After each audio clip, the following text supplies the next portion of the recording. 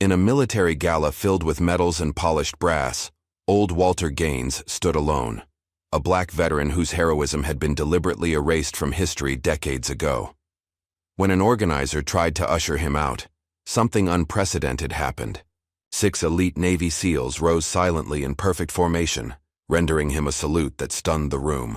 That single moment of recognition would expose a buried military cover-up reaching to the highest ranks, reunite a broken family, and finally bring justice to a man who had chosen honor over glory. After 47 years of shadows, Walter Gaines was about to reclaim his place in history. And America would never be the same. Just before we get back to it, I'd love to know where you're watching from today, and if you're enjoying these stories, make sure you're subscribed. Walter Gaines stared at the yellowed envelope in his weathered hands. The paper was brittle, edges frayed from years of waiting in the bottom of Martha's old keepsake box. His late wife had tucked it away without ever showing him.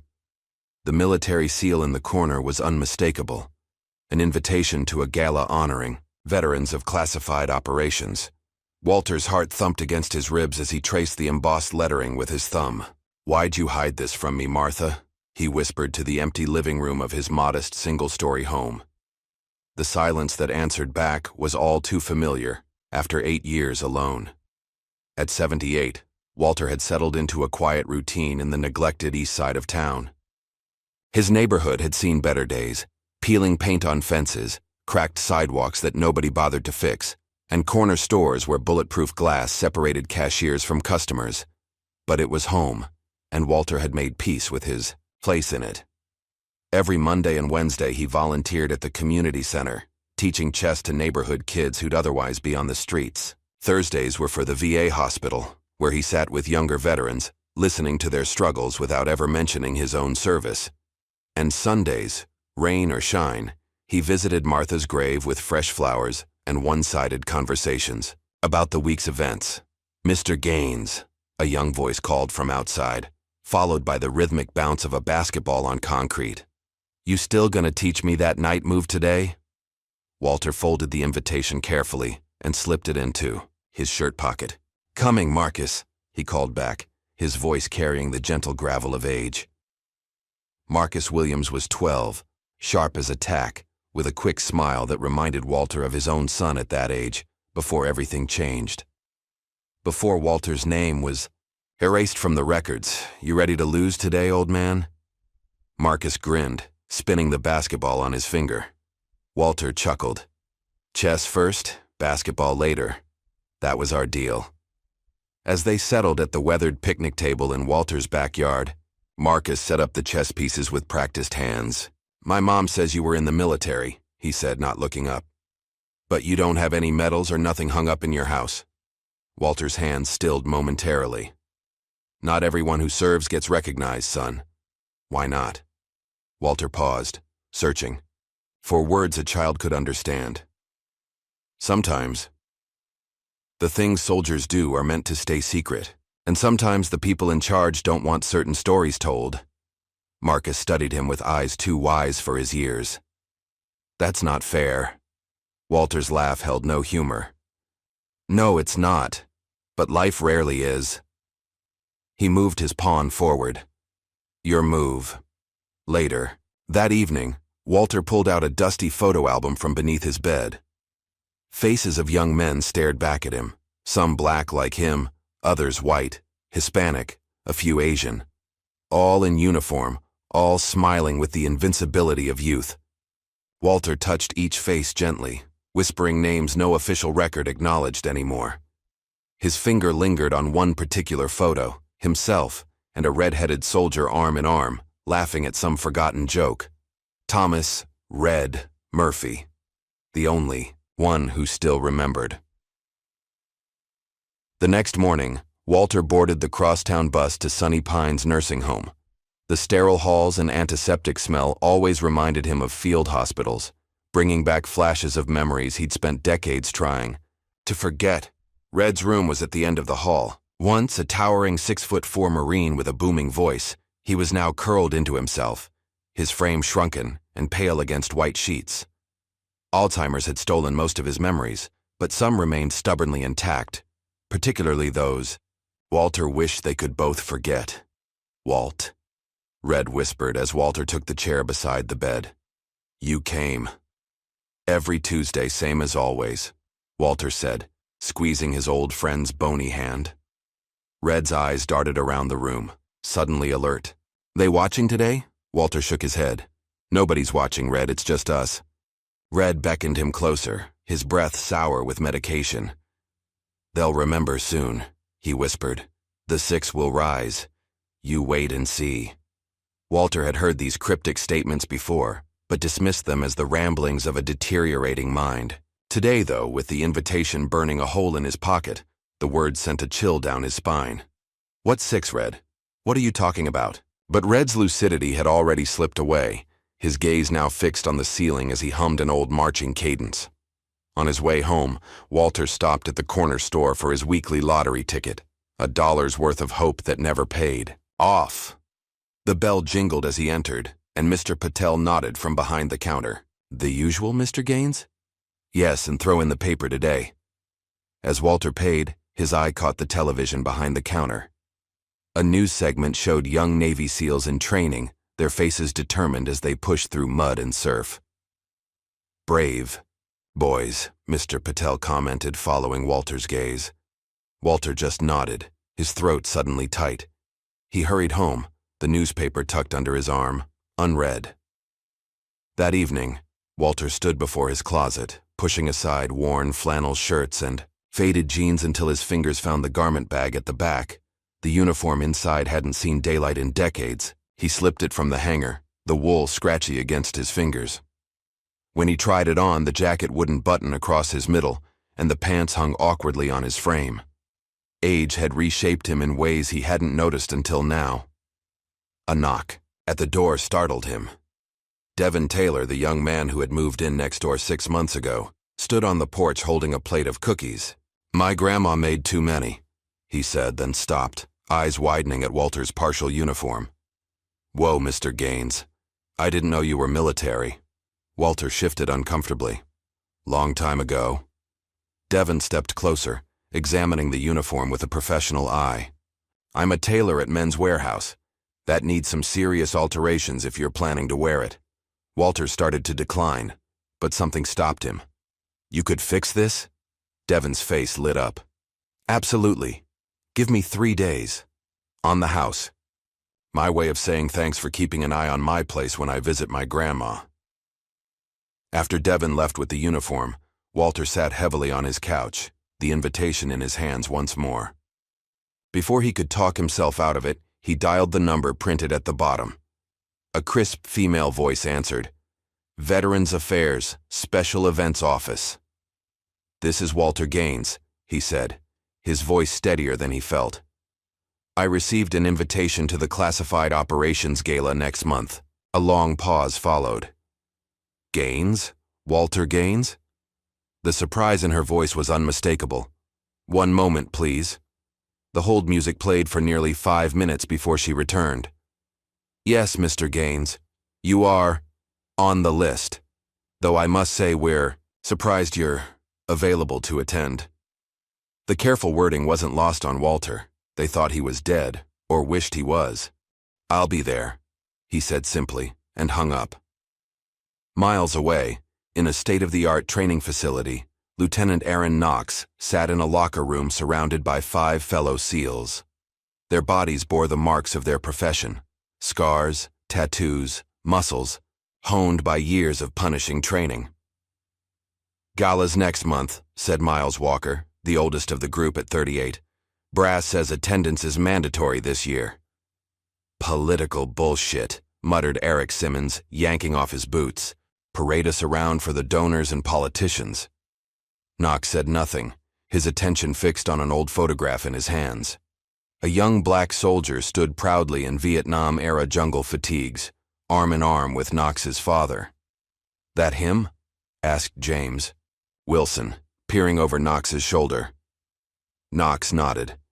"Walter Gaines. Dad said he's the only reason any of us are here." The other SEALs fell silent, each thinking of the stories their fathers and uncles had told them. Stories of a man whose name appeared in no official record, whose bravery was scrubbed from history. They confirmed he's coming, Knox said quietly. After all these years. Miles clapped him on the shoulder. Then we'll be ready. The night of the gala arrived clear and cool. Walter stood outside the Grand Hotel, Devon's masterful alterations, ensuring his uniform fit perfectly. The old medals, the few they'd let him keep, gleamed dully on his chest. Inside, the ballroom glittered with chandeliers and the polished brass of dress uniforms. Hundreds of veterans mingled with politicians and military officials, but Walter entered like a ghost, unnoticed, unseen. A waiter mistook him for hotel staff, asking why he wasn't in uniform. Another guest directed him toward the service entrance. Walter endured it silently, decades of practice at swallowing such indignities. He found a seat at an empty table near the back, content to observe. But as the ceremonies began, a young event coordinator approached, her smile tight and artificial. "Excuse me, sir," she said, voice lowered. "This area is reserved for special guests. Perhaps you'd be more comfortable stepping outside until the general seating begins." Walter looked into her eyes, seeing not malice but ignorance. He started to rise, dignity intact, but spirit wounded once more. Then it happened. Across the room, a chair scraped back. Lieutenant Aaron Knox stood, his face solemn, eyes locked on Walter. Beside him, Miles Walker rose, then Eric Simmons, James Wilson, Keith Thompson, Darnell Jackson. 6 Navy SEALs in full dress uniform, standing at attention, in perfect silence. The room fell quiet, confusion rippling through the crowd. Phones came out, capturing the moment. The event coordinator stepped back, suddenly uncertain.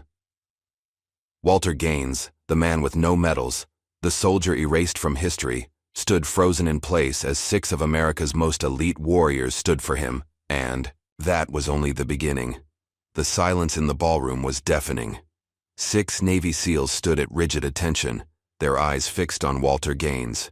No words were spoken, no explanation offered, but their message was unmistakable. This man deserves our respect.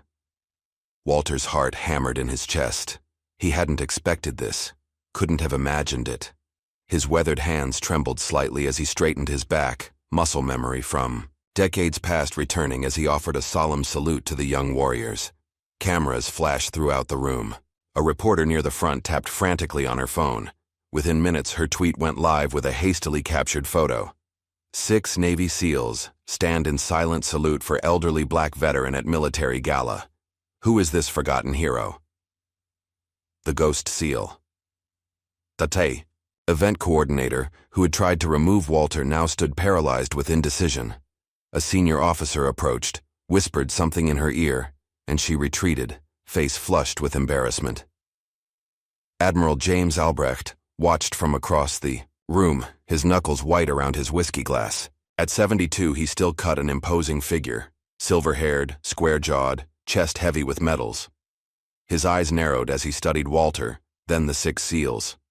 With a subtle gesture to his aide, he slipped out a side door before anyone could notice his departure.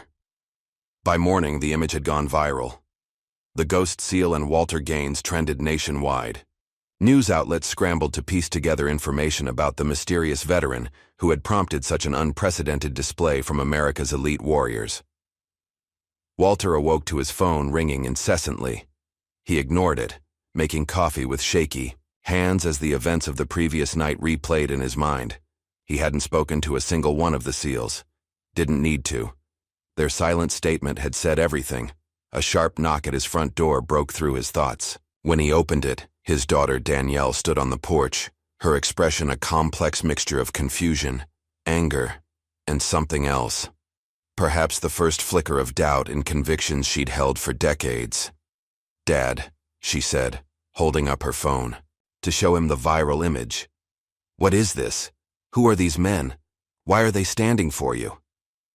At 45, Danielle Gaines Thompson had built her reputation as a formidable civil rights attorney. Her tailored pantsuit and briefcase were armor for the battles she fought in courtrooms. She hadn't called Walter Daddy since she was 12, since the day the military police had come to their home and her world had shattered. Walter stepped aside to let her in. "You'd better come inside." They sat at his kitchen table, the same one where they'd eaten family dinners before everything fell apart, before Walter had been stripped of his honors and Martha had taken the children to her mother's house in shame. "All these years," Danielle said, her voice tight with emotion. "You let me believe you were dishonorably discharged. That you'd done something terrible." Walter stared into his coffee cup. "I never said that. You never denied it either. There were things I couldn't tell anyone, not even Martha. Especially not you kids." Danielle's eyes flashed. "I'm not a child anymore. I'm a lawyer who spent 20 years defending people against systemic injustice. If something happened to you—" "It was 1972, Walter interrupted, his voice suddenly distant. "Different world, different rules." "That's not good enough, Dad. Not anymore." She pulled out a legal pad. "I need to know everything. Now." Walter shook his head. "Even now, there are things I can't say. People I still need to protect." While Danielle pressed her father for answers he wouldn't give, across town, the 6 SEALs gathered in Lieutenant Knox's apartment. The television played news coverage of their silent protest, commentators speculating wildly about the mystery veteran. "It's everywhere," Miles said, scrolling through his phone. "Command's going ballistic. I've got 3 missed calls from Captain Reynolds." Knox ignored the comment, focused instead on an old leather journal open on his lap. "My father wrote about him here, July 1972, Operation Ash Rain. Listen to this. If not for Gaines, none of us would have made it out, and they thanked him by erasing him." "My uncle said the same thing," Keith Thompson added quietly. "Said Gaines saved their entire unit during an op that officially never happened." Eric paced by the window. "The DoD just released a statement. They're calling it a misunderstanding and regrettable incident.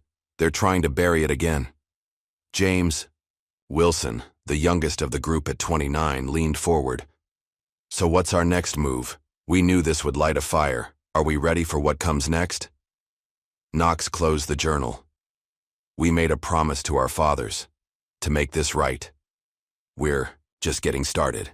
Across the city, Danielle sat in her law office, files spread across her desk. After leaving her father's house with more questions than answers, she'd pulled every string she had to access military records. What she found, or rather, didn't find, disturbed her professionally and personally. Her father's service record was full of redactions and missing pages, entire operations wiped clean, commendations listed then rescinded without explanation. A paper trail that led nowhere. Her assistant knocked lightly. "There's someone here to see you. Says it's about your father." A middle-aged black woman entered carrying a leather portfolio. "Ms. Gaines, I'm Patricia Reeves. I worked in DoD archives for 30 years before retiring. I saw the news." She placed a piece of paper on Danielle's desk. "This might help. It's a reference code I found years ago. OP7 Blue. It was connected to your father's file before everything disappeared." After Patricia left, Danielle stared at the code. It meant nothing to her, but it was the first real lead she had. That evening, the 6 SEALs met in a private room at a local VFW hall. Each brought something to the table: old letters, photographs, journal entries from fathers, uncles, and mentors who had served with Walter Gaines. "My father never talked about Vietnam," Darnell Jackson said, unfolding a yellowed letter, "except to say that a man named Gaines saved them all.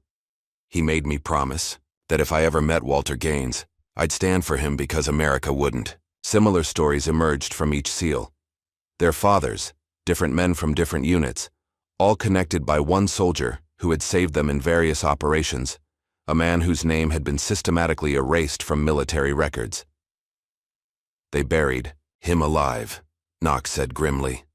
"On paper, anyway. And not one of our fathers could say why without breaking classification that would land them in prison." Miles tapped a folder.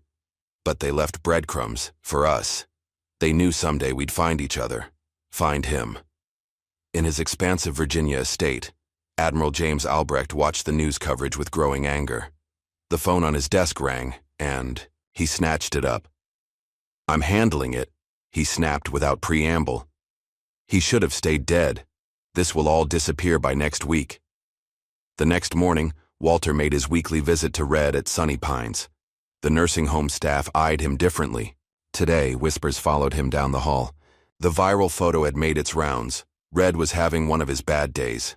His eyes were vacant, his hands restless on the blanket. But when Walter sat beside him, something flickered behind the fog. "They stood," Red whispered. "Didn't they?" "The 6, Walter stilled. "How did you know about that, Red?" Red's eyes darted around the room, suddenly panicked. "They're listening, always listening." His breathing quickened, monitors beeping in alarm as his heart rate spiked. "It's okay, Red. It's just us," Walter soothed, but Red grabbed his wrist with surprising strength. "The chessboard," he gasped. "My old one, the letter, in the chessboard." Before Walter could ask more, Red's eyes rolled back.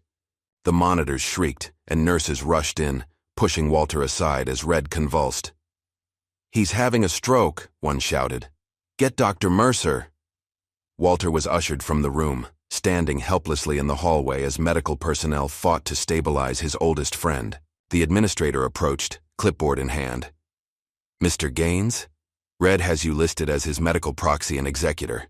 Given the circumstances, is there anything of his you'd like to secure now? Personal effects, perhaps?" Walter thought of Red's cryptic words. Yes, his old chessboard. He'd want me to have it. After collecting the battered wooden chessboard from Red's meager possessions, Walter returned home, turning the box over in his hands. It looked ordinary, scratched wood, worn felt on the bottom, pieces missing from years of use. In his living room, Walter examined it more closely. A faint line caught his eye, a seam where none should be. His fingers found a hidden catch and the false bottom of the board slid open. Inside lay a manila envelope, sealed with wax imprinted with a military insignia Walter hadn't seen in decades. Across the front, in Red's handwriting, "Open when they remember." Walter broke the seal with trembling fingers. Inside was a dossier marked Ash Rain, and the truth he had buried for 47 years. "My God," Walter whispered as he read the first page. They kept records after all. Walter's hands trembled as he spread the contents of Red's hidden dossier across his kitchen table. Faded photographs, handwritten coordinates, and typewritten reports told a story the government had tried to bury for nearly 5 decades. The memories he'd fought so hard to suppress came flooding back with each document he touched. Vietnam-Cambodia border, 1972. The jungle so thick it turned daylight to dusk. The constant humidity that kept their uniforms perpetually damp. The pervasive fear that seeped into their bones like the monsoon rains. Walter closed his eyes, and suddenly he was 25 again, leading a covert, multiracial unit. Operation Ash Rain. 8 men, 3 white, 2 black including himself, 2 Hispanic, 1 Native American. All chosen for their specialized skills, all operating under the radar, even by military standards. Their mission had seemed straightforward at first: infiltrate a suspected enemy camp, gather intelligence, eliminate high-value targets if present. Standard Black Ops procedure, but what they found wasn't enemy forces. The sound of his doorbell jarred Walter back to the present. He quickly gathered the documents, shoving them back into the envelope before answering. Danielle stood on his porch, her professional composure cracked by obvious lack of sleep. "We need to talk," she said, walking past him into the house. "I've been digging through military archives all night. Your records have been systematically erased. I've never seen anything like it."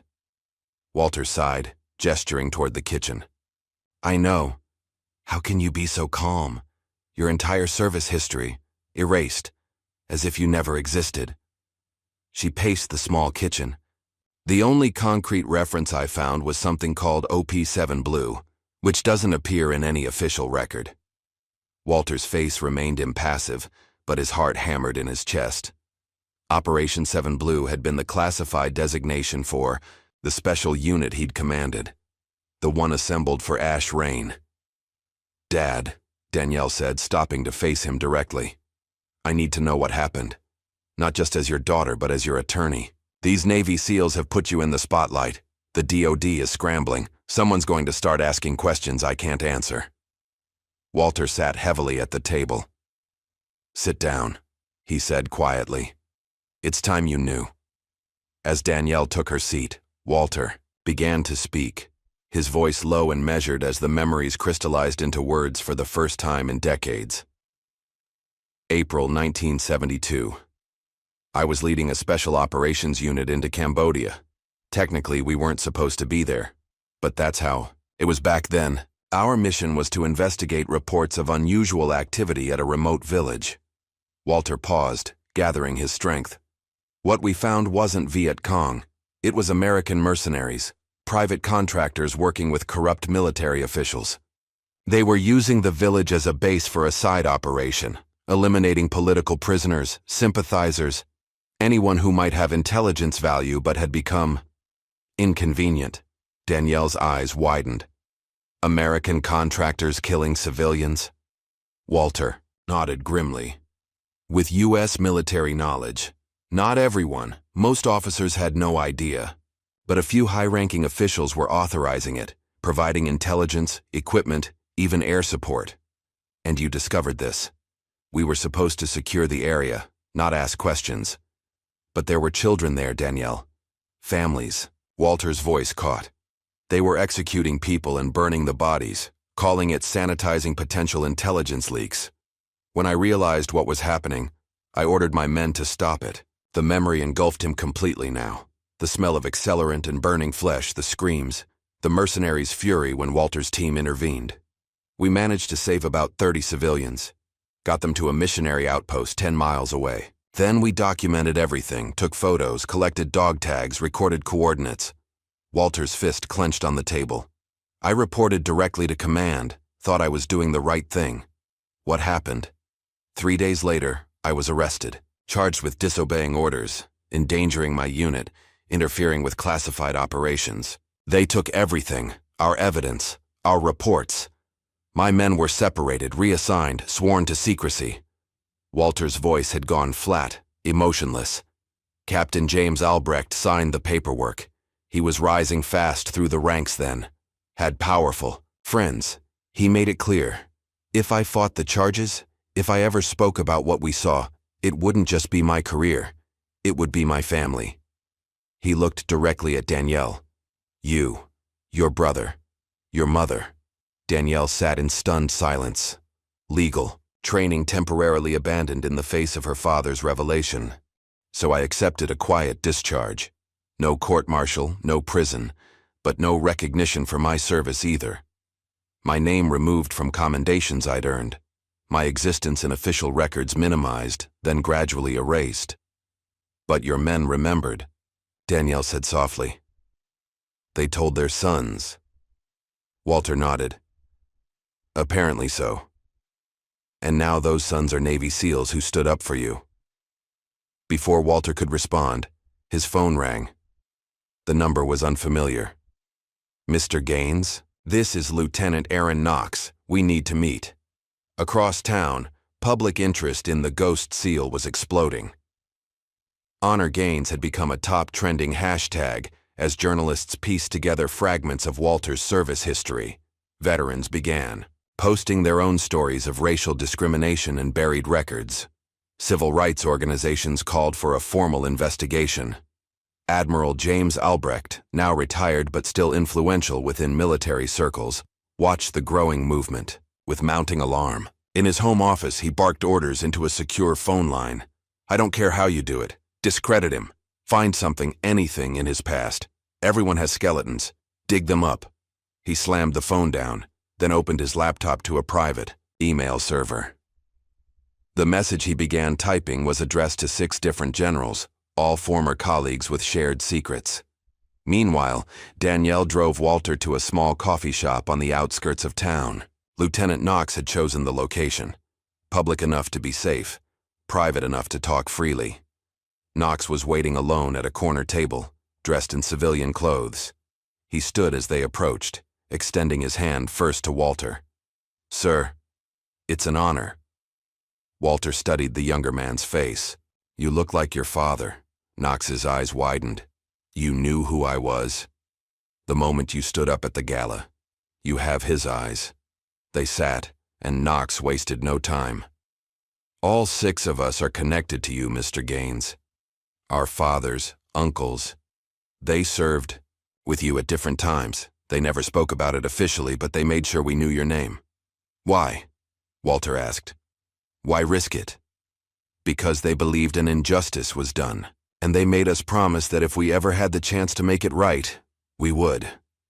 Knox leaned forward. They planned this, sir. For decades. Made sure their sons would join the military, excel, reach positions where we could do what they couldn't. Danielle interrupted. What exactly are you planning to do, Lieutenant? Knox's face was solemn. Tell the truth. All of it. About Operation Ash Rain. About what your father did to save those civilians. About who covered it up and why. You'll be court-martialed, Walter said. Maybe. But there are 6 of us, and we have evidence our fathers collected over the years. Not much individually, but together. Knox smiled grimly. Enough to force an investigation. As they spoke, each of the other 5 SEALs was executing their part of a carefully orchestrated plan. Miles Walker gave an exclusive interview to a veteran-focused news site, describing how Walter had saved his father's life during a classified operation. Eric Simmons posted a detailed thread on social media, connecting Walter Gaines to numerous successful missions that had been scrubbed from official records. The others followed suit on different platforms, creating a wave of information too widespread to suppress. By evening, the story had exploded. News networks picked it up, veteran groups rallied, and hashtags demanding justice for Walter Gaines trended nationwide. But the Pentagon pushed back. A spokesman released a statement suggesting Walter's records had been limited due to performance issues rather than any conspiracy. Carefully doctored photos appeared online, attempting to place Walter at incidents that would discredit him. His modest veteran's pension was suddenly under review due to administrative concerns.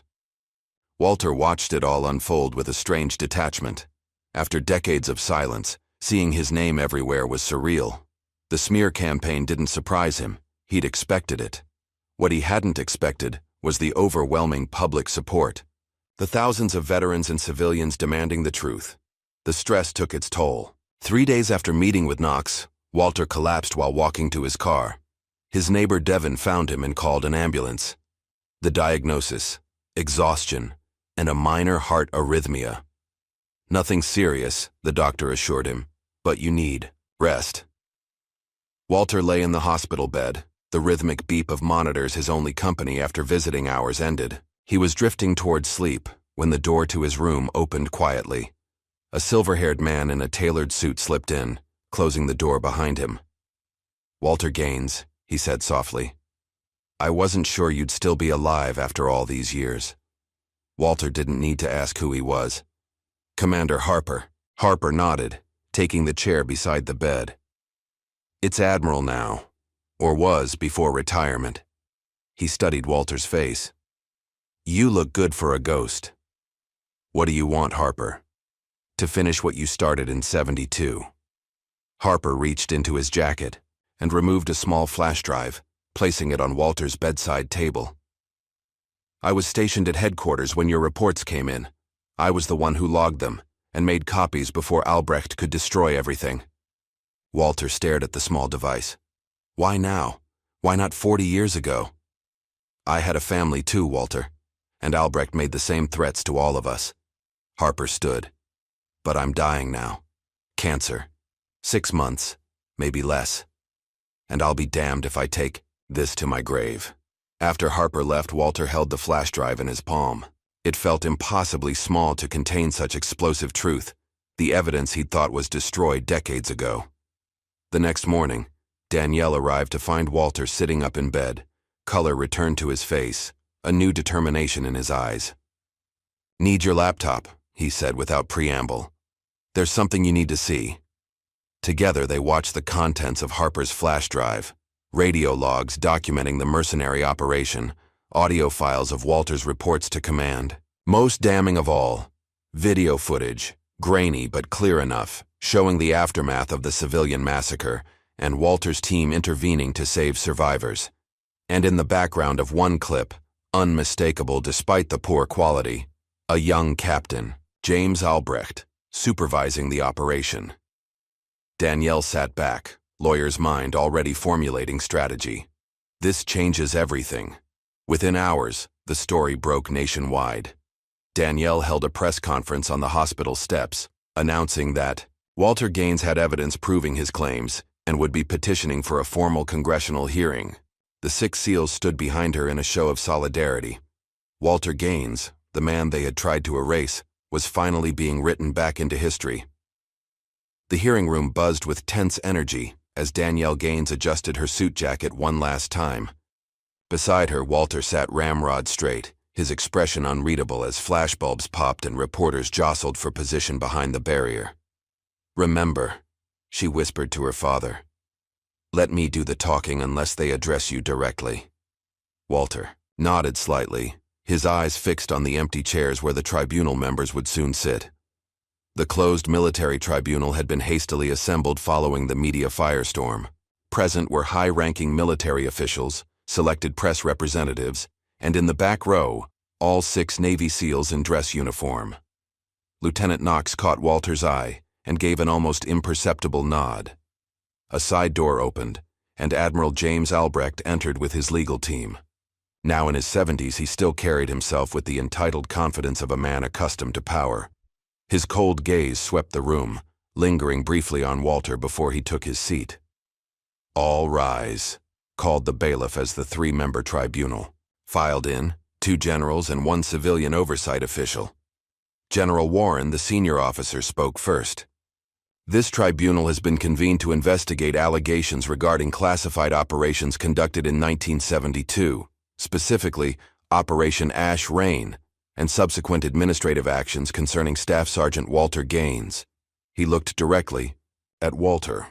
"We acknowledge these proceedings are unusual and decades overdue." Danielle rose. "Thank you, General. Before we begin, I'd like to submit into evidence the complete contents of this flash drive, which contains contemporaneous documentation of Operation Ash Rain, including video footage, radio logs, and official reports that were deliberately suppressed." The tribunal members exchanged glances as a technical officer took the drive.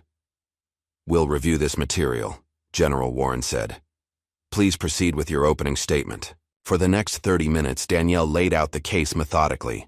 Walter's distinguished service record before Ash Rain, the discovery of mercenary operations against civilians, Walter's efforts to report the atrocities, and the systematic erasure of his military achievements as punishment. This wasn't just about silencing one soldier, she concluded. It was about burying a war crime sanctioned by certain officials who have since risen to the highest ranks of our military. Albrecht's attorney jumped to his feet. "Objection. Counsel is making unsubstantiated accusations against decorated military leaders." "The evidence will substantiate everything," Danielle replied calmly. The tribunal allowed her to continue, and she called her first witness, Lieutenant Aaron Knox. Knox's testimony was clear and powerful.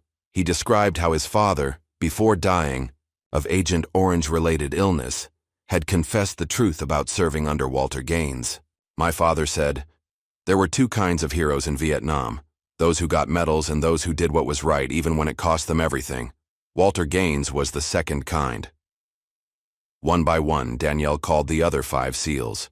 Each shared similar stories, fathers, uncles, or mentors who had served with Walter and passed down the hidden truth of his courage and sacrifice.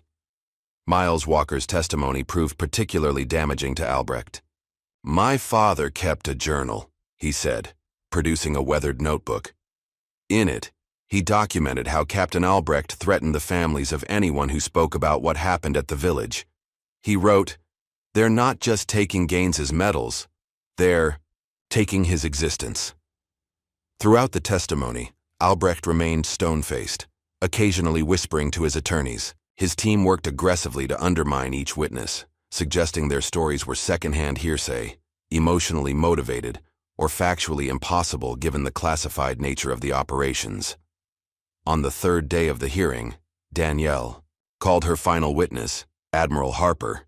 frail from cancer treatments but dignified in his dress uniform. Harper took the stand and delivered devastating testimony about his role in logging Walter's original reports and secretly preserving copies. "I was ordered to destroy those records," he said, voice weak but unwavering. "Instead, I hid them. I've carried that guilt for 47 years. When asked why he hadn't come forward sooner, Harper looked directly at Albrecht. The same reason no one else did: fear. Albrecht made it clear what would happen to anyone who spoke up. During a recess, Albrecht's team launched their counterattack, not in the hearing room, but in the court of public opinion. Private investigators dug into Danielle's background, leaking details about a college suspension for protest activities and a decade-old DUI charge that had been expunged from her record. Meanwhile, civil rights organizations, veteran groups, and everyday citizens rallied behind Walter. A peaceful march organized outside the Pentagon drew thousands. Celebrities and political figures began speaking out. Justice for Gaines became impossible to ignore. When the tribunal reconvened, Albrecht's attorneys called their own witnesses, former officers who testified that Walter had been unstable, prone to exaggeration, difficult to command. But under Danielle's cross-examination, each one eventually admitted they had never served directly with Walter and were repeating assessments they'd been told by superiors. On the final day, Walter himself took the stand. The room fell silent as the old soldier was sworn in, his hand steady on the Bible. "Sergeant Gaines," General Warren began, "please tell this tribunal, in your own words, what happened during Operation Ash Rain." Walter looked around the room, at the reporters scribbling notes, at the 6 SEALs sitting tall and proud, at Danielle with tears in her eyes, and finally at Albrecht, whose expression remained coldly defiant. "We were sent to investigate enemy activity," Walter began, his voice gaining strength with each word. "Instead, we found American mercenaries executing civilians, men, women, children, and burning their bodies to eliminate evidence." The room was utterly silent as Walter recounted the horrors his team had witnessed, the difficult decision to intervene, and the systematic campaign to discredit and erase him afterward. "They took my medals, my rank, my reputation," he said. "But what hurt most was what they took from those people, their chance for justice. No one ever answered for those deaths. No one even acknowledged they happened." "And why have you come forward now after all these years?" asked the civilian tribunal member. Walter gestured toward the 6 SEALs. "Because they reminded me that the truth doesn't expire. That honor isn't just about what you do when everyone's watching. It's about what you stand for when no one is." After Walter's testimony, the tribunal called for the video evidence to be played. The grainy footage showed exactly what Walter had described: mercenaries executing civilians, Walter's team intervening, and, in the background, a young Albrecht supervising the operation. The room erupted. Albrecht's attorney demanded the video be authenticated. Journalists pushed forward, cameras flashing. The tribunal called for order. When calm was restored, Danielle played her final card. "We have one more witness who wishes to testify." The doors opened, and an elderly Hispanic man in a wheelchair was brought forward. His face was deeply lined, his hands gnarled with arthritis, but his eyes were sharp and clear. "My name is Manuel Rojas," he said in accented English. "I served with Walter Gaines in special operations. Everyone thought I died in Cambodia in Sian, 72. That was easier than the truth." A shockwave rippled through the room. Albrecht's face went pale. "I was shot when we tried to save those villagers," Rojas continued. "Left for dead. Local people found me, hid me. By the time I recovered, Walter had been disgraced. Our unit disbanded. I knew what would happen if I came back, so I stayed, married a local woman, built a new life." He looked directly at Albrecht. "But I never forgot what I saw. What we all saw. What he ordered." Albrecht finally broke his silence, standing abruptly. "This is absurd. This man is an imposter. Manuel Rojas died in action. It's documented." "Documented by whom?" Danielle asked quietly. "By you, Admiral Albrecht." The tribunal called for an immediate recess. Outside, the crowd of supporters had swelled to thousands. News helicopters circled overhead. Walter stood at a window, watching the scene below with disbelief. "I never thought I'd live to see this day," he murmured. Danielle joined him, placing a hand on his shoulder. "It's not over yet. The tribunal still has to make their decision." "It doesn't matter," Walter said. "The truth is out.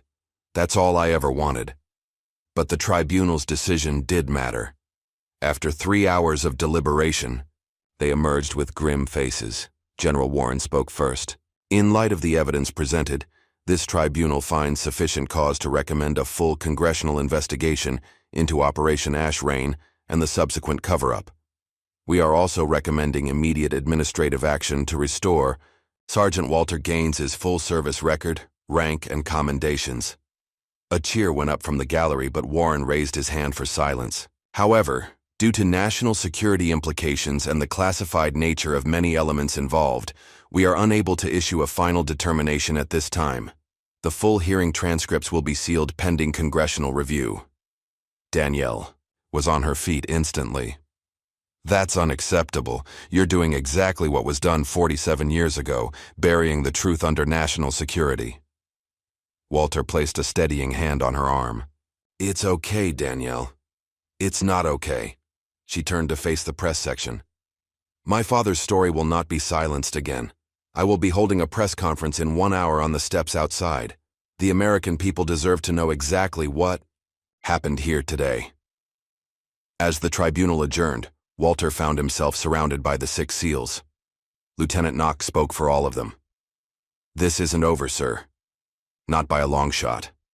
Walter nodded, feeling a weight lifting from his shoulders despite the tribunal's partial decision.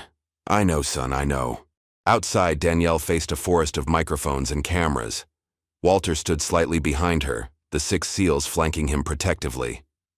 "Today, we saw exactly why this injustice has persisted for nearly 5 decades, Danielle began, her voice carrying across the crowded plaza and to millions watching live broadcasts, because those in power would rather hide behind national security than admit their failures. She spoke for 15 minutes, laying out every detail of the case, naming names, citing evidence. Her voice rose with righteous anger as she called out the systemic racism and corruption that had allowed her father's story to be buried for so long. "My father stood against a war crime and was punished for his courage," she concluded.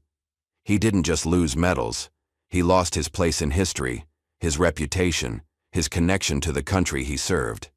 Today, I'm asking America to do what this tribunal wouldn't. Give Walter Gaines the full justice and recognition he deserves." As applause thundered across the plaza, Walter stepped forward to the microphones. His simple, dignified presence quieted the crowd. "I just want to say one thing," he said, his voice steady and clear. "This isn't just about me. It's about every soldier who did what was right when it wasn't easy. It's about every American who believes that truth matters, that justice matters, even when it's delayed." The crowd erupted again, chanting, "Walter Gaines, Walter Gaines." As Danielle and Walter turned to leave, a single shot rang out from a nearby rooftop. Walter felt himself tackled to the ground as chaos erupted. Secret Service and police swarmed the area. When the dust settled, Walter was unharmed. But Lieutenant Knox lay beside him, blood spreading across his shoulder. The young SEAL had seen the sniper and reacted instinctively, shielding Walter with his own body. "Are you hit, sir?" Knox gasped through gritted teeth. Walter pressed his handkerchief against the wound. "I'm fine, son.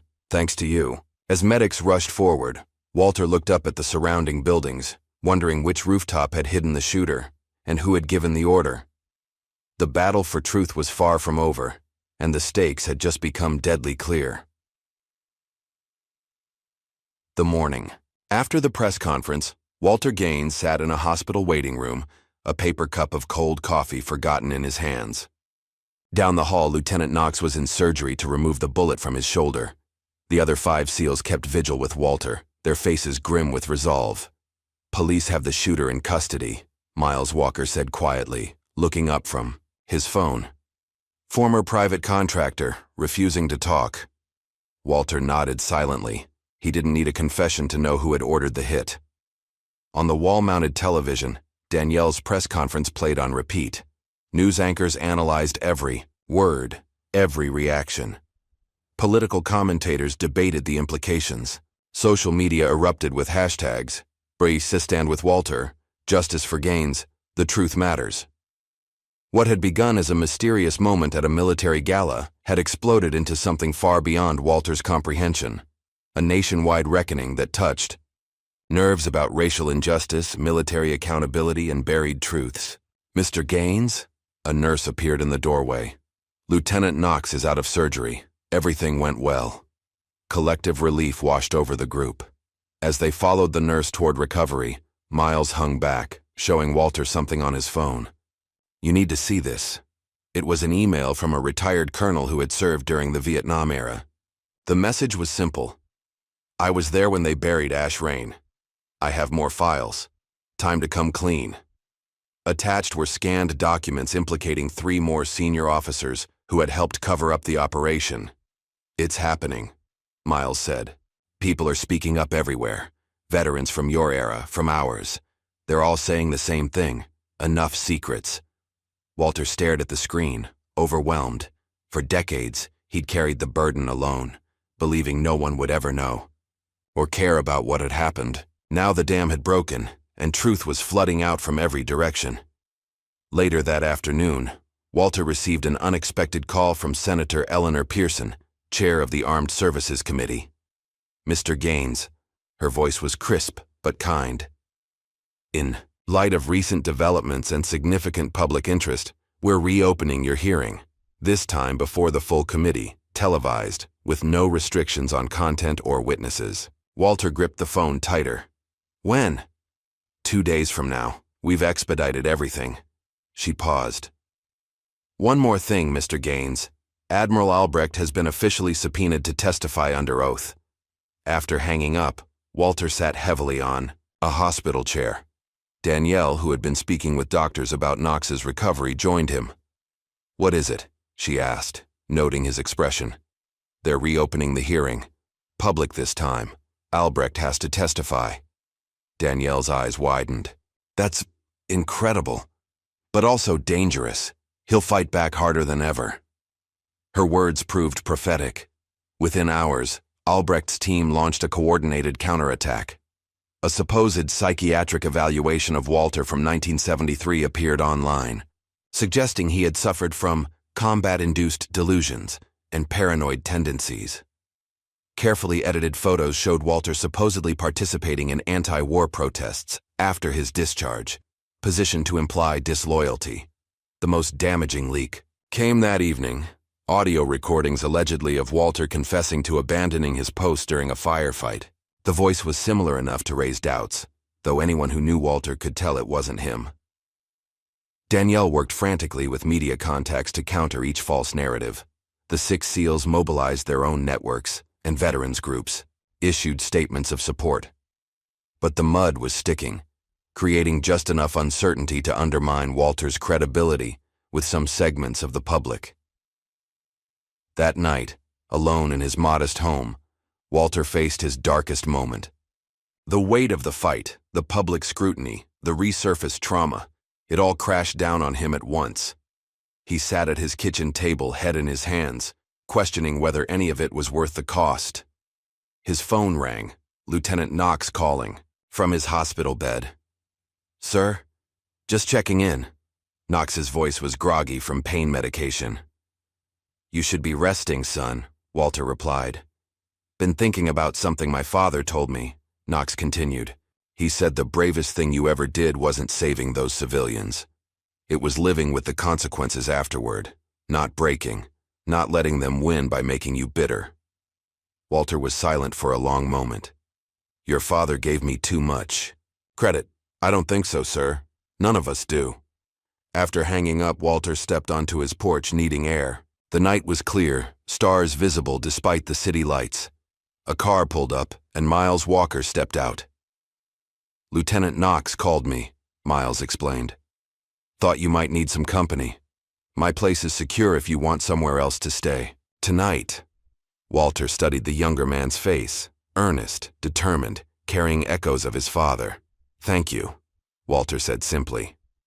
At Miles's house, Walter finally got the first real sleep he'd had in days. When he woke, he found Miles in the living room with a stack of letters. These came to the VFW for you, Miles explained. People from all over the country, veterans, kids, ordinary citizens. They're all saying the same thing. You're not alone anymore. Walter spent the morning reading letters. Some were from Vietnam veterans who'd experienced similar injustices. Others were from younger soldiers inspired by his stand. Children sent drawings of him standing tall in uniform. Each message chipped away at the isolation he'd felt for decades. That afternoon, Danielle arrived with news. We need to go to Arlington, she said. There's something you need to see. At Arlington National Cemetery, Walter was stunned to find hundreds of people gathered for what was being called a silent stand for truth. Veterans of every age, race, and branch of service stood at attention near the tomb of the unknown soldier, many holding signs with Walter's name or picture. As Walter approached, an elderly white veteran in a wheelchair spotted him first. Attention, the man called out, his voice cracking with age but carrying the unmistakable authority of command. As one, the assembled veterans snapped to attention, saluting Walter. No words were spoken. None were needed. Danielle, walking beside her father, squeezed his hand. This is what truth looks like, Dad. This is what happens when people finally hear it. The public hearing was scheduled for the following morning. As preparation, Walter asked Danielle to drive him to one last place, his wife's grave. I need to tell her what's happening, he explained simply. As dusk fell over the cemetery, Walter knelt beside the simple headstone. Danielle gave him privacy, waiting by the car. Martha, Walter whispered, touching the cool stone. It's all coming out now. Everything I couldn't tell you, everything I carried alone. Tears slid down his weathered cheeks. I wish you were here to see it. After a long silence, he reached into his pocket and pulled out something he hadn't shown anyone, not even Danielle. A small velvet pouch containing the medals he'd earned but never received. The Distinguished Service Cross, the Silver Star, the Purple Heart, and at the bottom, a Medal of Honor with a rejection letter attached. I buried them, he told Danielle when she approached. Dug a hole right here when we buried your mother. Couldn't stand looking at them anymore. Couldn't stand the reminder. Danielle knelt beside him, staring at the medals in disbelief. You've had these all along. How? Red sent them to me. Stole them from processing before they could be destroyed. Said someday I'd want to show my grandkids what their grandfather really did. His voice broke. But I never could tell the story that went with them. Danielle wrapped her arms around her father's shoulders. It's time to dig them up, Dad. All of it. The morning of the hearing, Walter walked into the Senate chamber flanked by the 6 SEALs, including Lieutenant Knox, his arm in a sling but insistent on being present. The room was packed with press, military officials, and citizens who'd traveled from across the country to witness history. Danielle, in her sharpest suit, looked composed, but Walter could see the fire in her eyes. This was no longer just about clearing his name. It was about exposing a system that had buried inconvenient truths for generations. As Walter took his seat at the witness table, he caught sight of Admiral Albrecht entering from a side door, surrounded by attorneys and advisors. The old admiral looked diminished somehow, his usual confident swagger replaced by a stiff formality that couldn't quite mask his unease. Senator Pearson called the hearing to order. Today we address allegations of extraordinary significance that nearly 5 decades ago, an American soldier was systematically erased from military records for attempting to prevent a war crime, and that this cover-up extended to the highest levels of military leadership. The nation watched as Walter Gaines, at 78, finally told his full story to the world. As the Senate hearing recessed for lunch on its second day, Walter visited Lieutenant Knox in a private room where doctors were checking his wound. The young SEAL had insisted on testifying despite his injury, and his powerful statement about Walter's impact on 2 generations of soldiers had left many in the chamber openly weeping. How's the shoulder? Walter asked. Better than my pride. Knox smiled wryly. They say I'll have full mobility back in a few months. Walter shook his head. You shouldn't have done it. Taking that bullet. With all due respect, sir, you're wrong about that. Knox's expression turned serious. It was exactly what I should have done. What any of us would have done.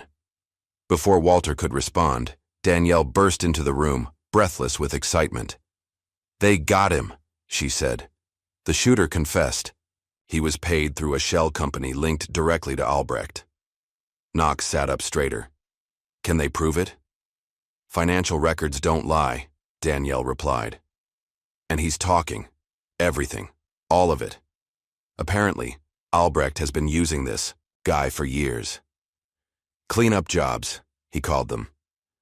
Walter absorbed this news quietly. Throughout his life, he'd never wished for revenge against Albrecht, only acknowledgement of the truth. But hearing that the man had actually tried to have him killed struck a different chord. What happens now? He asked. Albrecht's being taken into custody as we speak, Danielle said.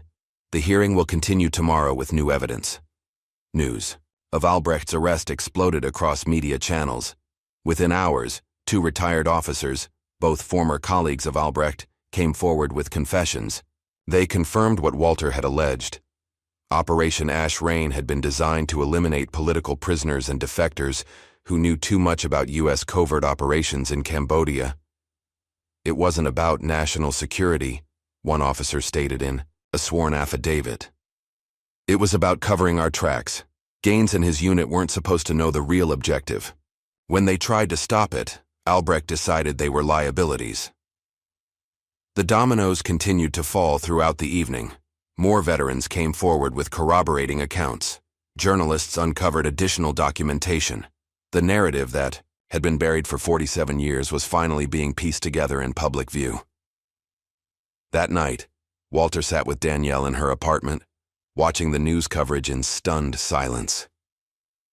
I never thought I'd see this day, he murmured. All these years, I thought no one would ever know or care. Danielle squeezed his hand. Dad, there's something I need to ask you. Something I've been wondering since this all began.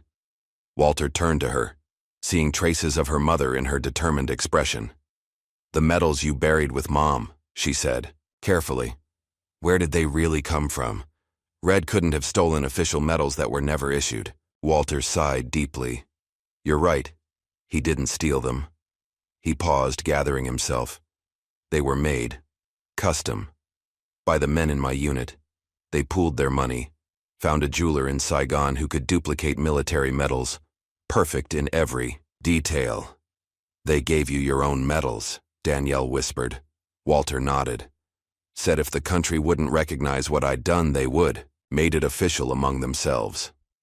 His voice caught. The Medal of Honor recommendation was real, though. Submitted by my commanding officer before Albrecht intervened. Red managed to save the rejection notice. Thought it might be evidence someday.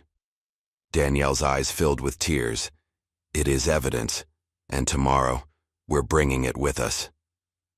The next morning, as Walter prepared to leave for the hearing, his phone rang.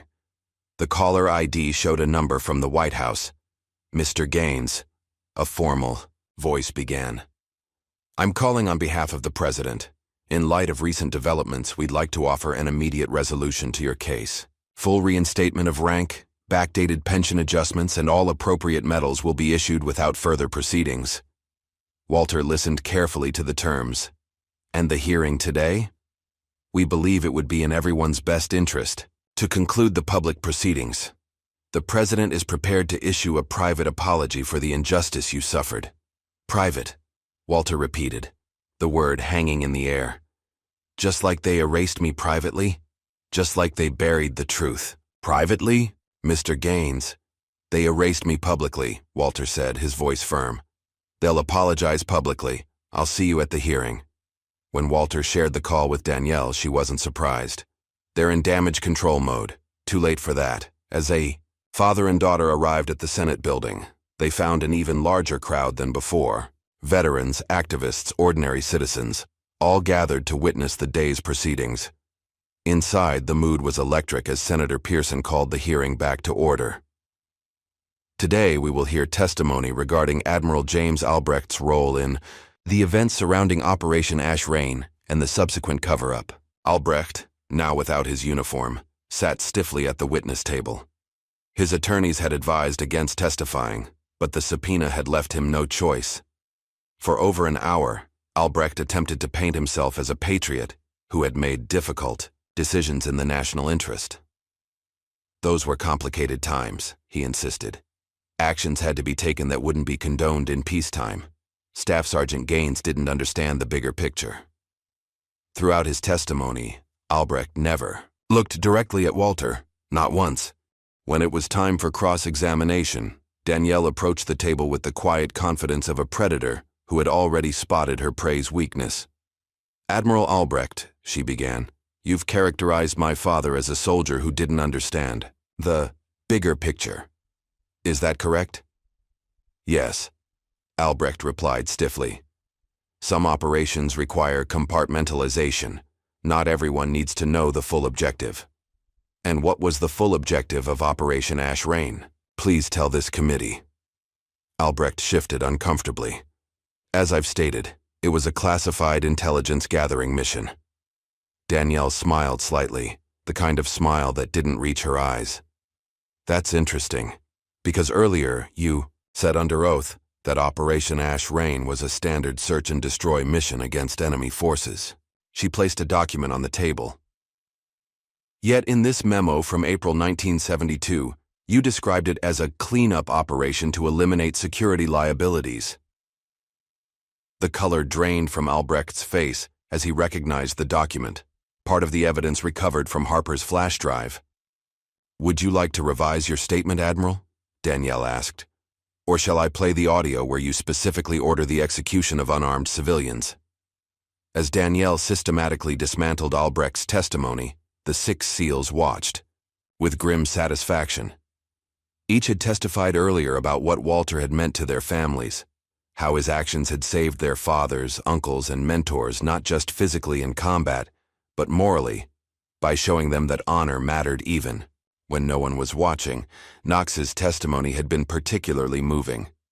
"Without Walter Gaines," he'd said, "none of us would be here, literally and spiritually. He didn't just save my father's life in combat.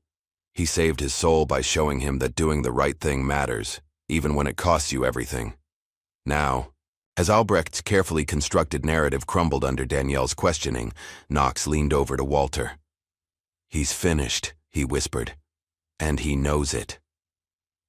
When Danielle concluded her cross-examination, she returned to her seat beside Walter, with the satisfied expression of an attorney who knew she'd won her case. Walter squeezed her hand in silent gratitude. Senator Pearson called for the committee's closing statements. One by one, the senators expressed their outrage at the decades-long injustice and their commitment to making it right. Senator Pearson spoke last. "What happened to Staff Sergeant Walter Gaines represents a profound failure of our military justice system and our national commitment to truth. This committee finds Admiral Albrecht's actions unconscionable and recommends his immediate dishonorable discharge, revocation of all ranks and honors, and criminal prosecution for conspiracy, attempted murder, and falsification of military records." The soaring room erupted in applause. Walter sat motionless, overwhelmed by emotions too complex to name. "Furthermore," Pearson continued when order was restored, "this committee recommends the immediate and full reinstatement of all ranks, honors, and commendations rightfully earned by Staff Sergeant, Master Sergeant, Walter Gaines, including the Medal of Honor, for which he was originally recommended." As the formal proceedings concluded, Walter found himself surrounded by well-wishers, reporters, and fellow veterans. Through the crowd, he caught a glimpse of Albrecht being escorted out a side door, head bowed, the weight of his crimes finally visible in the slump of his shoulders. That evening, as Walter returned to his modest home with Danielle and the 6 SEALs, he found his neighborhood transformed. American flags lined the street, neighbors stood on porches, applauding as his car passed. Children waved hand-drawn signs reading, "Our Hero" and "Thank you, Mr. Gaines." Devin, the young tailor who had altered Walter's uniform, waited on Walter's porch with tears in his eyes. My grandfather was in Vietnam, he said, embracing the older man. He always said there were soldiers who never got the recognition they deserved. He would have been so proud to see this day. Later that night, after everyone had gone, Walter sat alone on his porch swing, gazing at the stars. The presidential address had aired an hour earlier, a formal public apology for the injustice done to him, and an announcement that a full military honors ceremony would be held the following week. The phone calls had finally stopped. The reporters had gone. For the first time in weeks, Walter found himself in silence, not the isolating silence he'd known for decades, but a peaceful quiet filled with the knowledge that his truth had finally been heard. He closed his eyes, imagining Martha beside him. They remembered, he whispered to her memory. Just like Red always said they would. The morning of Walter's military honors ceremony dawned clear and bright. Sunlight streamed through his bedroom window as he sat, on the edge of his bed, contemplating the freshly pressed uniform laid out before him. Not the old one with its makeshift medals, but a new one sent directly from the Pentagon, complete with correct insignia, proper rank, and empty spaces where the official medals would soon rest. His hands trembled slightly as he touched the fabric. Not from age, but from the weight of the moment. A soft knock came at his bedroom door. "Dad, you decent?" Danielle called. "Come in," Walter answered, not taking his eyes off the uniform. Danielle entered, already dressed in a crisp navy suit. She paused when she saw her father sitting so still. "You okay?" Walter nodded slowly. "Just thinking about your mother. Wish she could see this." Danielle sat beside him, resting her head on his shoulder the way she had as a little girl. "She knows, Dad. I believe that." They sat in comfortable silence for a moment before Danielle spoke again. "The SEALs are outside, all 6 of them. They've come to escort you." Walter smiled. "I'd better not keep them waiting then." With Danielle's help, Walter dressed in his new uniform.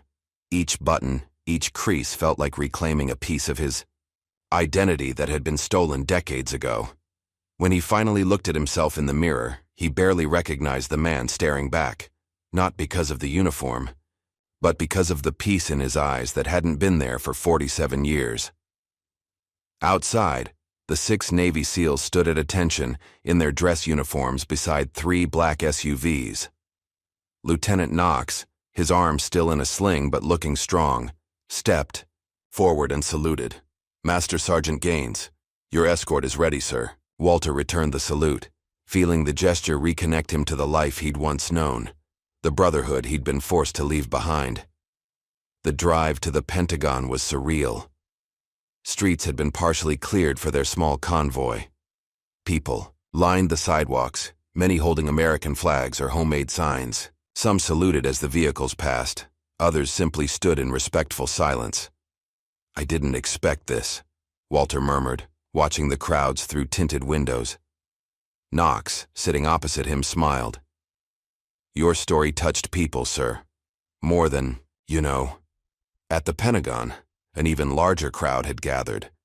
Military personnel from every branch stood at attention, forming an aisle from the vehicle to the entrance. As Walter emerged from the SUV, a band began playing Ruffles and Flourishes, followed by "The Army Goes Rolling Along." Walter walked slowly through the formation, Danielle on one arm, Lieutenant Knox on the other, the remaining 5 SEALs following, close behind. Every soldier he passed rendered a crisp salute. Photographers captured each step. Inside, the ceremony was to be held in the Pentagon's largest auditorium. It was filled beyond capacity. Military officials, politicians, veterans, and civilians who had traveled from across the country to witness this moment of long-delayed justice. In the front row sat Manuel Rojas in his wheelchair, the comrade everyone had thought dead for decades. Beside him was Devon, the young tailor who had altered Walter's old uniform. Walter spotted many faces from his neighborhood, including Marcus, the chess-playing boy who now looked at him with undisguised. For on the stage waited the Secretary of Defense, the Joint Chiefs of Staff, and the President himself. The nation's highest military honor ceremony had been expedited for Walter, breaking protocols that usually took months of preparation. As Walter approached the stage, A hush fell over the crowd. The Secretary of Defense stepped to the microphone. Today, we gather not just to bestow medals, but to correct a profound injustice. For nearly 5 decades, the story of Master Sergeant Walter Gaines was buried, his heroism denied, his sacrifice unacknowledged. Today, we set that right. The Secretary detailed Walter's service record, including the newly declassified accounts of Operation Ash Rain. He described how Walter and his unit had intervened to save innocent civilians from execution, risking their own lives and careers in the process. Master Sergeant Gaines demonstrated the highest values of our armed forces: courage, integrity, and moral clarity in the face of overwhelming pressure to look the other way. He chose what was right over what was expedient, what was just over what was ordered. Walter stood at attention, his face a mask of composure even as emotions churned inside him. Beside him, Danielle wiped away tears. The President stepped forward next, his expression solemn. Master Sergeant Gaines, on behalf of a grateful nation, I offer our deepest apology for the injustice you endured. No apology can restore the decades lost, the recognition denied, or the pain inflicted. But today, we acknowledge the truth, and we honor your extraordinary courage. One by one, Walter's medals were presented: the Bronze Star, the Silver Star, the Distinguished Service Cross, the Purple Heart, and others he had earned throughout his service. Each medal was pinned to his chest with formal precision. Each citation read in full. Then came the moment everyone had been waiting for. The President held a small blue case which he opened to reveal the Medal of Honor, the nation's highest military decoration. For conspicuous gallantry and intrepidity, at the risk of his life above and beyond the call of duty. As the citation was read, detailing Walter's actions during Operation Ash Rain, the auditorium was completely silent. Every person present understood they were witnessing not just a medal ceremony, but a historical correction of monumental importance. The President placed the medal around Walter's neck, then stepped back and rendered a solemn salute. Walter returned it with perfect military precision, his hand steady, his back straight despite his 78 years. When prompted to speak, Walter approached the microphone with the quiet dignity that had carried him through decades of silence. "This medal doesn't belong just to me," he began, his deep voice filling the room. "It belongs to every man who served with me during Ash Rain. It belongs to those who kept the truth alive when I couldn't, and it belongs to every soldier who ever did what was right when it wasn't easy." He paused, looking out at the sea of faces. "For years, I thought the hardest thing I ever did was standing up against that operation. I was wrong.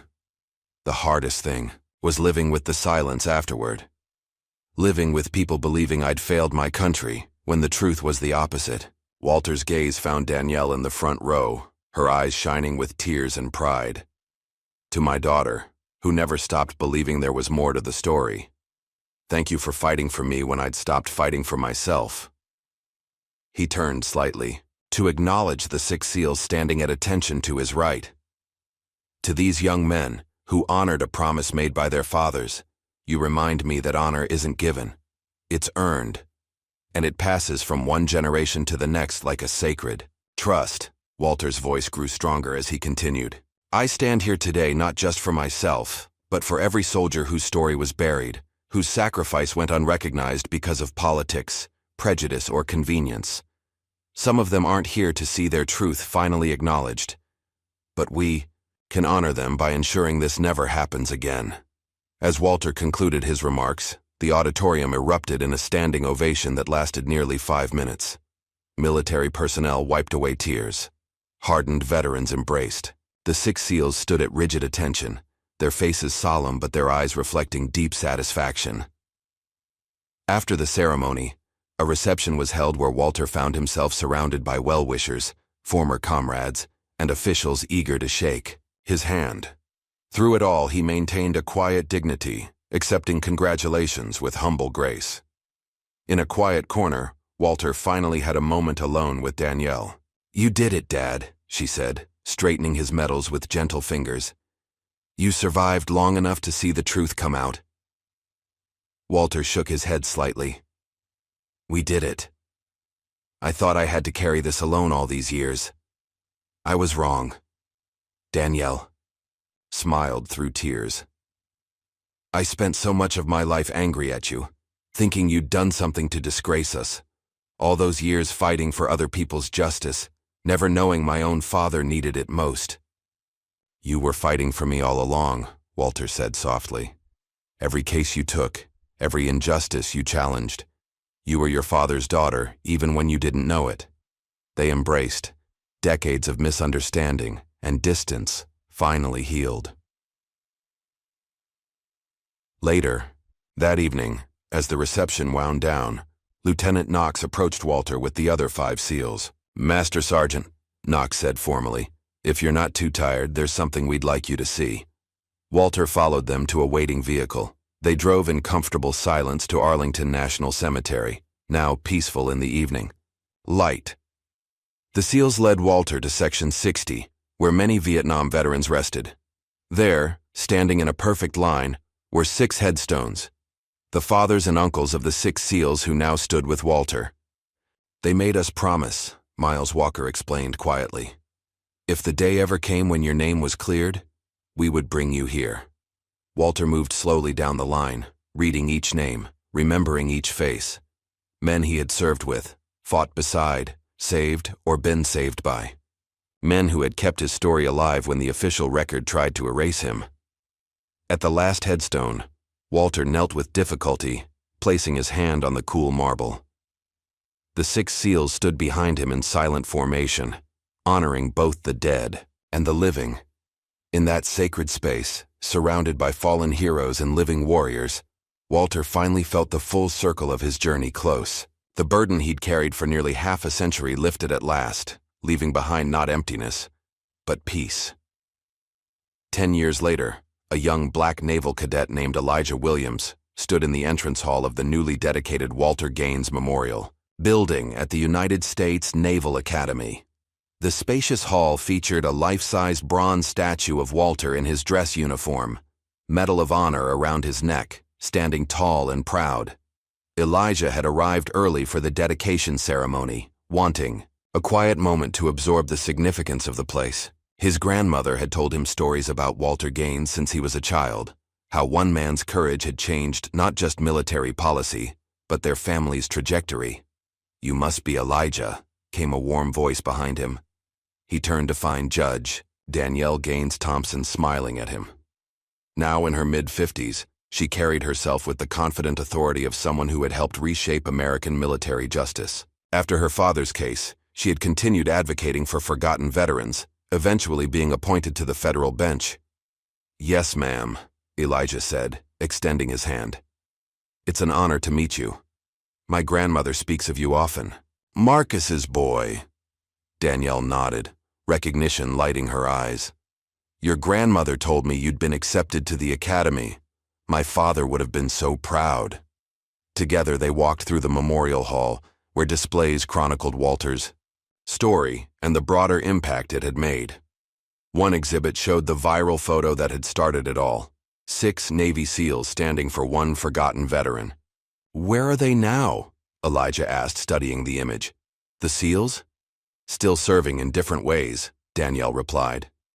Lieutenant Knox, Admiral Knox now, oversees the SEAL Legacy Fund they established in my father's name. It provides scholarships to children of forgotten veterans.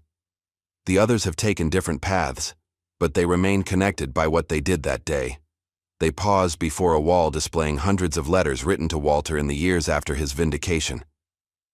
Letters from veterans sharing similar stories of injustice. Letters from young soldiers inspired by his example. Letters from ordinary citizens moved by his quiet dignity. I never realized how many lives he touched, Elijah said softly. Neither did he, Danielle smiled. My father lived simply, even after. Everything changed. He kept teaching chess at the community center until his health wouldn't allow it anymore. The sound of footsteps announced the arrival of other guests for the dedication ceremony. Among them was Devin Taylor, no longer the young neighbor who had altered Walter's uniform, but now a successful businessman in his 40s. Judge Thompson, Devin greeted Danielle warmly. "And you must be Cadet Williams. I've heard about you." Elijah shook his hand, recognizing the name. "You're the founder of Honor Fitted." Devin nodded, pleased. "That's right. We started small, just donating suits to veterans for court appearances and job interviews. Now we've got stores in 26 cities." A news broadcast played quietly, on a screen nearby, showing a brief segment about the ceremony. It included a glimpse of James Albrecht, now in his 80s, haggard and diminished, watching the proceedings from a prison television. After his conviction, he had been sentenced to 15 years. Appeals had failed, and he had spent his remaining days in federal custody, stripped of rank, pension, and dignity. Danielle noticed Elijah watching the screen. "My father never wanted revenge," she said quietly. "Just acknowledgement of the truth. But sometimes justice requires both." As guests continued to arrive, Danielle excused herself to prepare for her speech. Elijah wandered toward a quiet alcove that housed more personal artifacts. There, protected under glass, was a letter, the last Walter had written to his daughter before his peaceful death at age 89. The letter was open for visitors to read, Walter's handwriting clear and deliberate. "My dearest Danielle, if you're reading this, I've finally gone to join your mother. Don't grieve too long.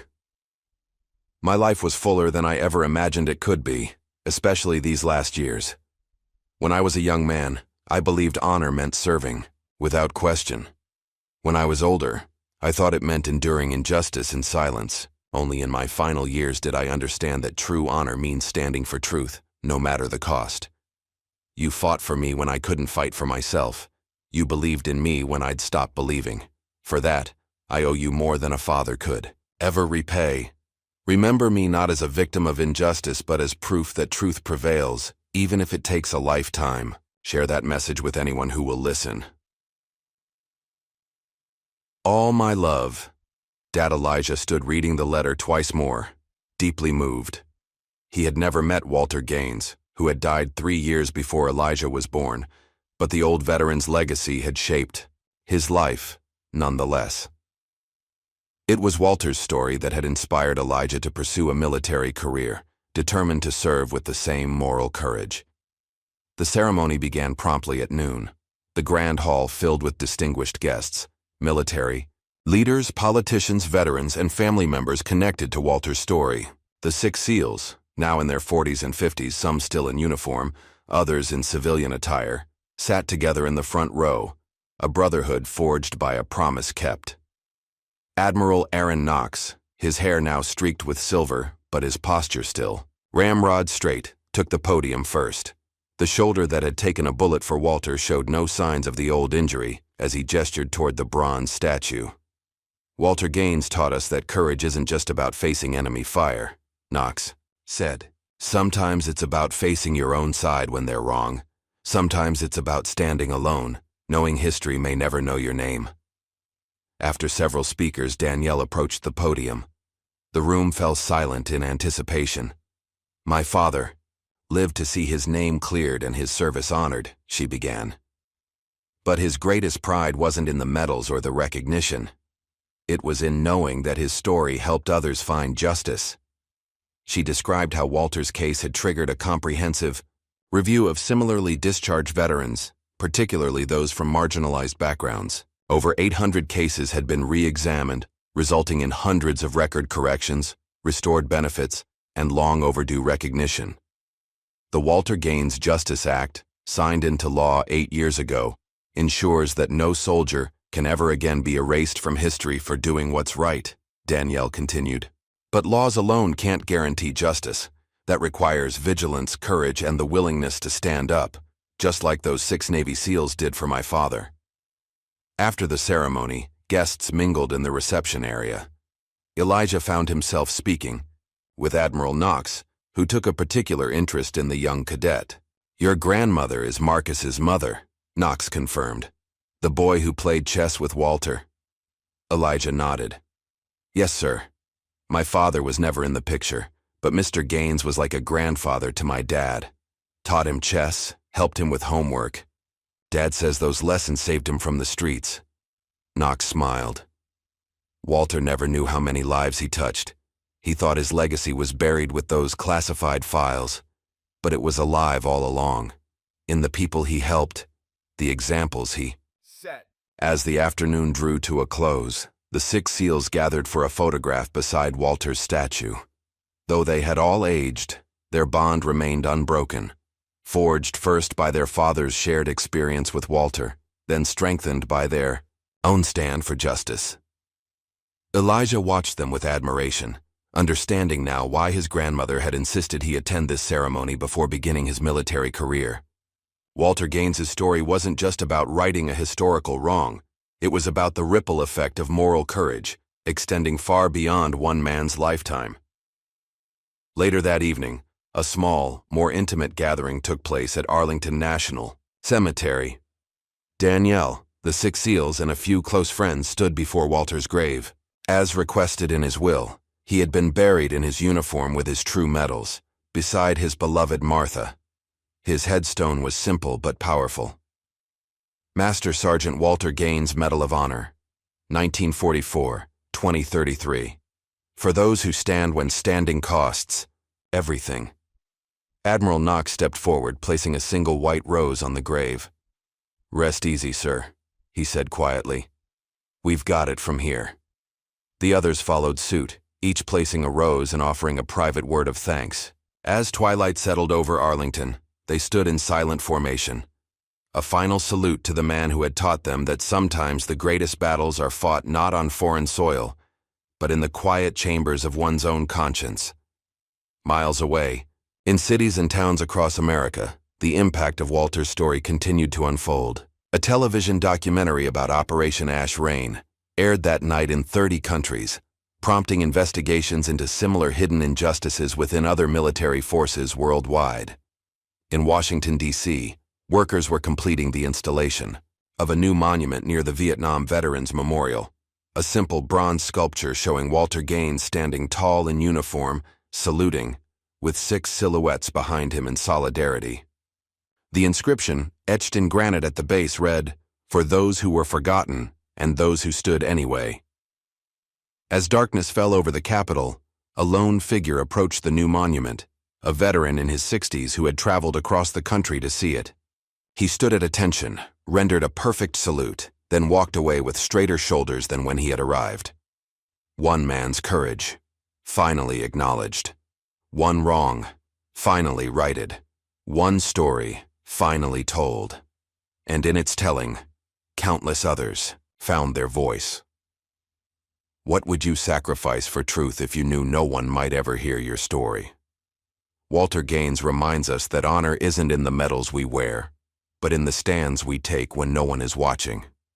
If this story moved you, please like, subscribe, and share to hear more tales of forgotten heroes who changed history with a single moment of courage.